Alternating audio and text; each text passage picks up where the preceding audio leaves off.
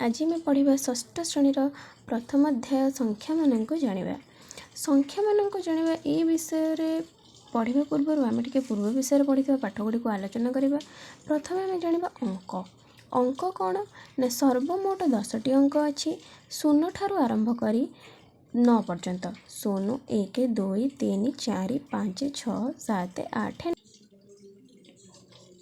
ठीक अच्छे। फास्ट आम जाना एक अंक विशिष्ट संख्या जो संख्यार गोटे अंक थाए आम ताको एक अंक विशिष्ट संख्या कहू ताहाको एक अंक विशिष्ट संख्या कह जाए।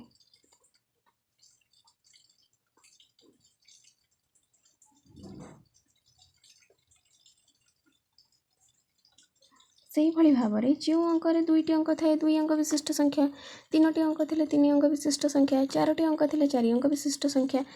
तापर आम जाना संख्या मानक किपरि आम कमा व्यवहार करवा। मनकर मु गोटे संख्या लिखिली 1 5 2 3 4 8 1 5 2 3 4 8 यही 6टी अंक को नहीं मु गोटे संख्या गढ़िली।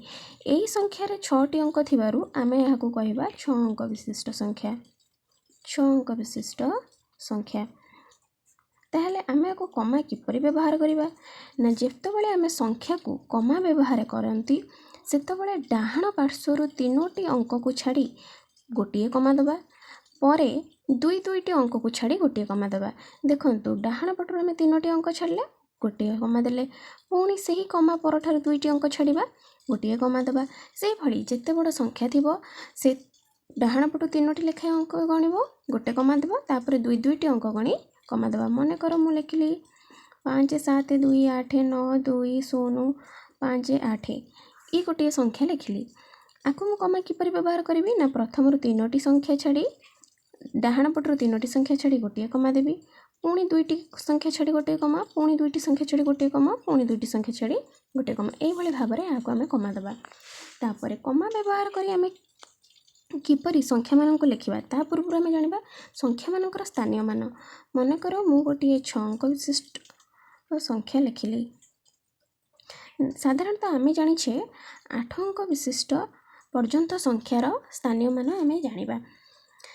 मुझे कतोटी अंक लिखिली 1 2 3 4 5 6 7 8 मु 8टी अंक लिखिली तामाने यह गोटे 8 अंक विशिष्ट संख्या।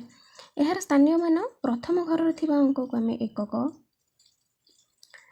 डाहाण मन रखियो सब बेले गोटे संख्यार स्थानीय मान जाना कहले हमको डाहाण पटु गणिबा को हेबो बा डाहाण पटु स्थानीय मान जानिबा को हेबो।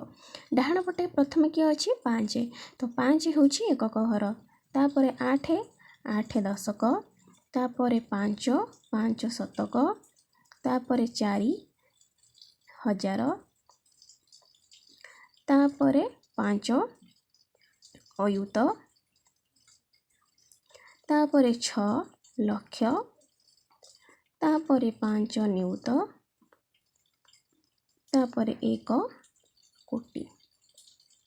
ये भली भाव में आम संख्या मानक स्थानीय मान जानिबा। एकक दशक शतक हजार अयुत लक्ष नियुत कोटी।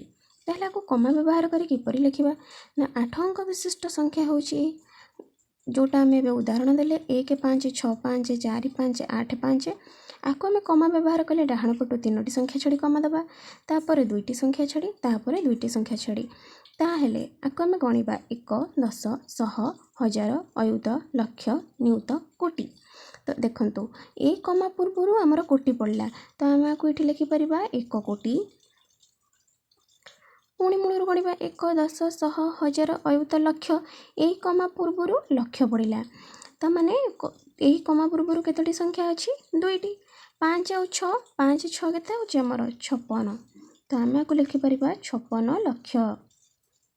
तापर पुणी मूल गणिबा 1 10 100 हजार 1 10 100 हजार यही कमा पूर्व केते पड़ला हजार कमा पूर्व 2टी संख्या अच्छी 5 4 5 4 54 आम आपको लिखिपर 54 हजार। तापर ये कमा पर जो संख्या अच्छी 5 8 5 1 10 100 500 8ରେ 5 85।